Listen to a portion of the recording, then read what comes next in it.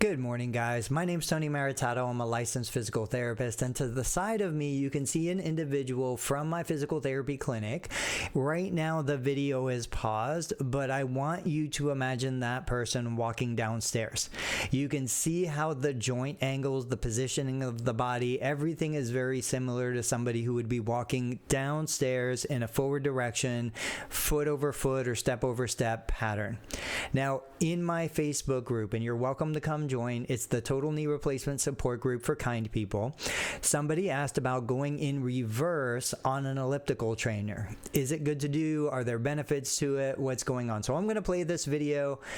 This is an individual who is going in the reverse direction.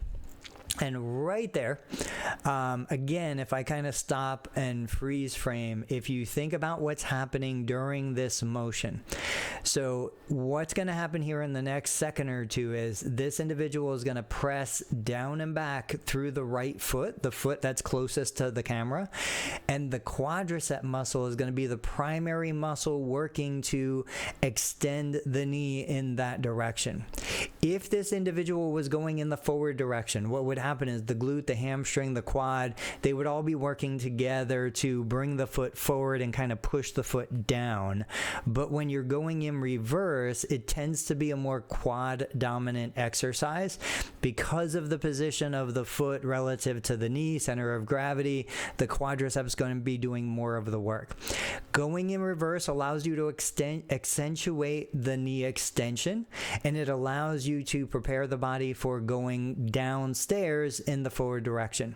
So while I might not make this the primary mode of exercise when I'm working with somebody in my clinic following a knee replacement, if somebody is looking for a little variety, if somebody is looking to spice things up, individuals that have complications after surgery and they just can't get that quadricep muscle working the way they want, going in reverse on an elliptical trainer is a great option for you.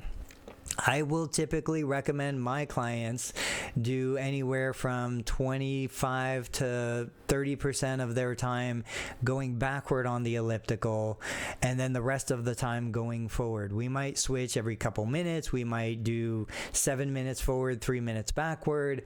But the idea is that if I have intent to improve knee extension, work on walking forward down the stairs, foot over foot, or anything related to increasing the contraction of the quadricep muscle, this is a great option for you. So guys, if you have questions, absolutely post them in the Facebook group, post them on the YouTube comments, and I will do my best to get to answer them. Thanks for watching.